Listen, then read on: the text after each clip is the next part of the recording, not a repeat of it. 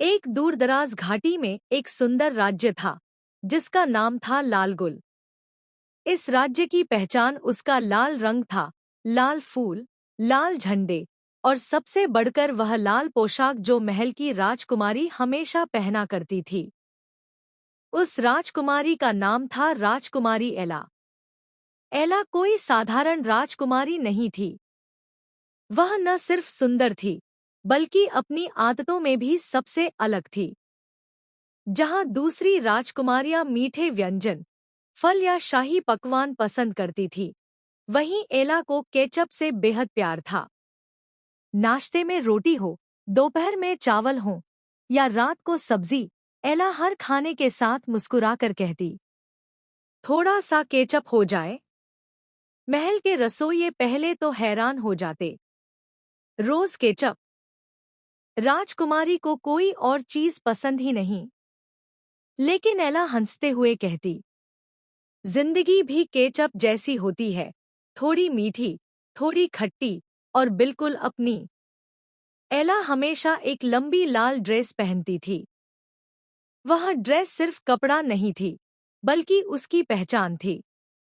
लाल रंग उसे ताकत देता था, हिम्मत देता था और याद दिलाता था कि वह जैसी है, वैसी ही पूरी है। लोग उसे देखकर कहते, लाल ड्रेस वाली राजकुमारी आ रही है। बचपन से ही एला अलग थी। उसे महल के सख्त नियमों से ज्यादा बाग में दौड़ना, बच्चों के साथ खेलना और बाजार जाकर आम लोगों से बातें करना पसंद था।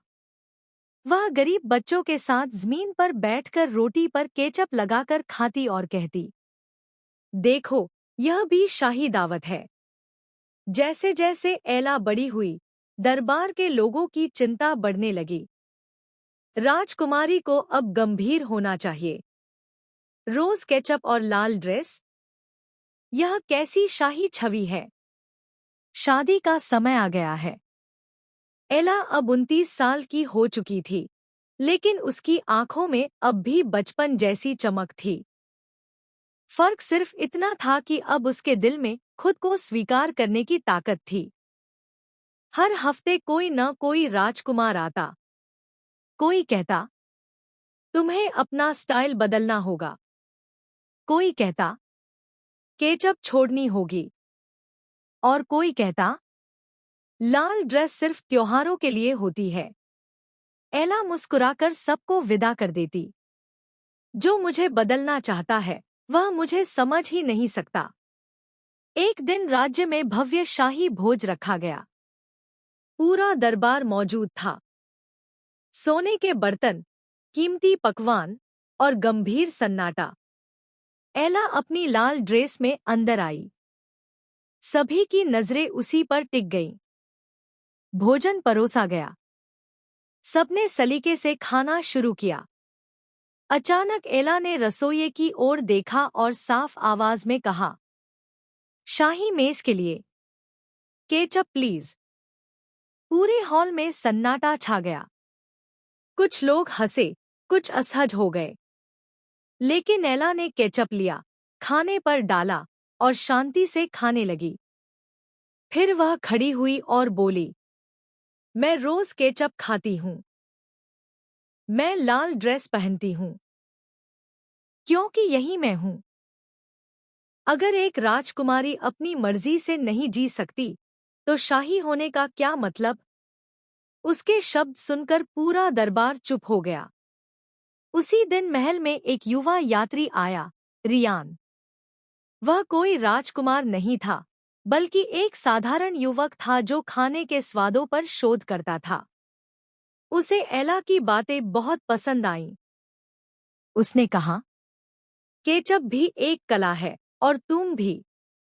एला हंस पड़ी। पहली बार किसी ने उसे बदलने की कोशिश नहीं की थी।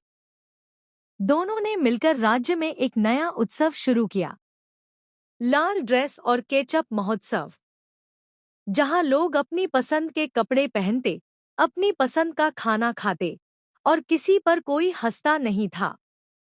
समय बीत गया।